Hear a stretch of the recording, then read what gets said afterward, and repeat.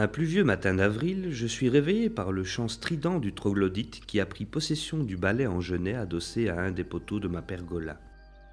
Comme chaque jour, j'observe ce minuscule oiseau qui s'échine à construire son nid, s'obstinant à y rentrer sans relâche de la mousse fraîche et des feuilles séchées. Ces moments magiques me clouent souvent des heures derrière mes rideaux. Décidant de me rendre comme souvent le long du cours d'eau non loin de chez moi, je longe le petit bois bordant celui-ci.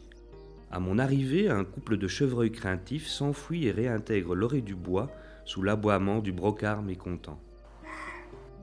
Empruntant la berge du cours d'eau, j'aperçois un couple de grèbes huppées se livrant à leur parade nuptiale. Les deux oiseaux se font face, se toisent dédaigneusement et entament une danse qu'il est difficile d'oublier.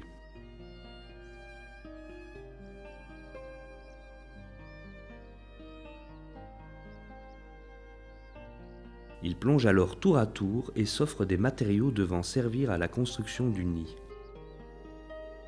Et si par hasard une foulque en quête de matériaux tout préparés se fait surprendre, elle comprend très vite qu'il n'est pas dans son intérêt d'insister. Quelques jours plus tard, observant le troglodyte en quête de nourriture et une bergeronnette des ruisseaux se toilettant, j'aperçois au loin un des grèbes installé sur un nid qui paraît flotter sur l'eau.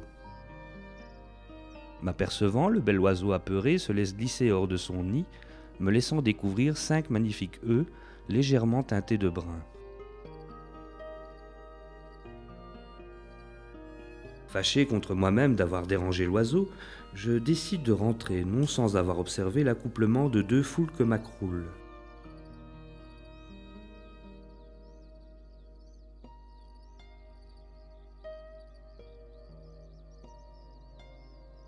La mésange, ayant déjà famille, effectue un va-et-vient incessant pour nourrir ses petits.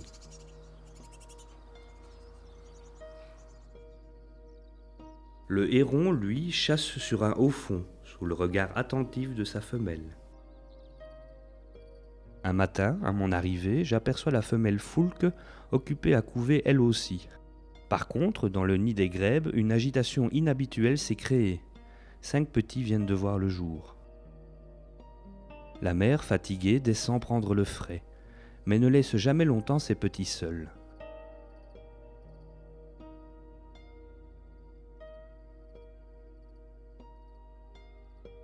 Le père, lui, plonge sans relâche pour nourrir les 5 petits affamés.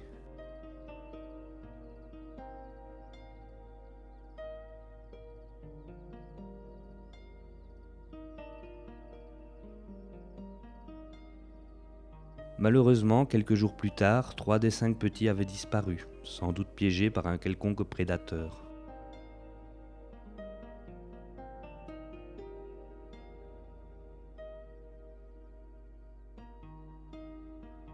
Dès lors, les 2 rescapés se firent véhiculer sur le dos de leur mère, puis les petits coquins s'enhardirent et se mirent à gambader aux côtés de leurs parents, mais sans jamais les quitter d'une plume, et à la moindre alerte, réintégraient leur abri improvisé.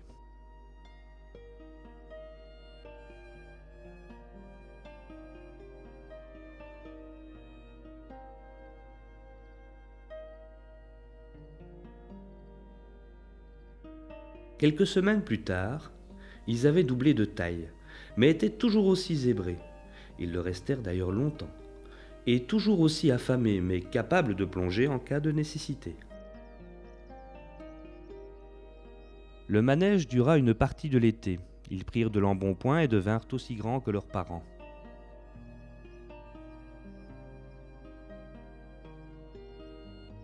Puis un jour, à mon arrivée, je m'aperçus qu'ils avaient quitté les lieux, je ne sais pour quelle raison, laissant la place au couple de foulques dont les premiers jeunes venaient de voir le jour. À peine nés, ceux-ci faisaient déjà connaissance avec leur élément. La nature poursuit son œuvre, inlassablement. Sans cesse bafouée par l'homme, elle a pourtant su rester toujours aussi généreuse et tellement belle. Chaque année, au printemps, je reviens observer les grèbes, et depuis ce jour, les hivers ne m'ont jamais paru aussi longs.